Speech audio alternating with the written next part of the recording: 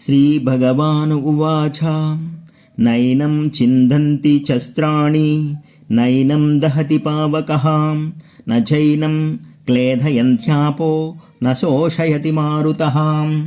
ఆత్మను ఎట్టి ఆయుధము చేతను ముక్కలు చేయలేము, అగ్నిచే కాల్చలేము, నీటితో తడుపలేము, వాయువుచే ఎండించలేము.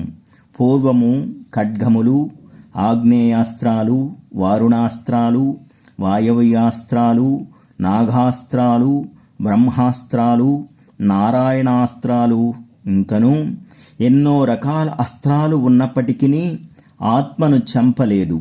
అలాగే ఈ ఆధునిక కాలములో పై అస్త్రాల యొక్క జ్ఞానము మానవులకు లేదు. ఈనాడు ఎంతగానో అభివృద్ధి చెందిన మానవుడు తయారు చేసిన అన్ని రకాల ఆయుధాలు అగ్ని సంబంధములైనవే. ఈ విధంగా ఎన్ని రకాల మారణాయుధాలు కనిపెట్టినప్పటికీ వీటి ద్వారా ఆత్మ ముక్కలు చేయబడదు, నశింప చేయబడదు. అణు ఆత్మలు ఉనికిలోనికి వచ్చి మాయచే కప్పబడినై ఆయా దేహాలు నశించగా వాటి ఉనికిని తాత్కాలికముగా కోల్పోతున్నను వాటిని మూల ఆత్మ నుండి విడదీయడం సాధ్యమవదు.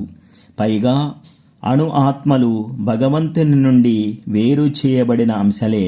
అగ్ని కణాలు అగ్నిగుణములు కలిగినప్పటికీ అగ్ని నుండి వేరుపడిన వెంటనే ఆరిపోయిన విధముగా మాయచే కప్పబడిన అణు ఆత్మలు భగవంతుని సాంగత్యం నుండి విడిపోతాయి. మాయ నుండి విడిపడిన పవిత్ర ఆత్మలు ముక్తిని పొందుతాయే గాని భగవంతునిగా మారలేవు. జై కృష్ణం వందే జగద్గురుం.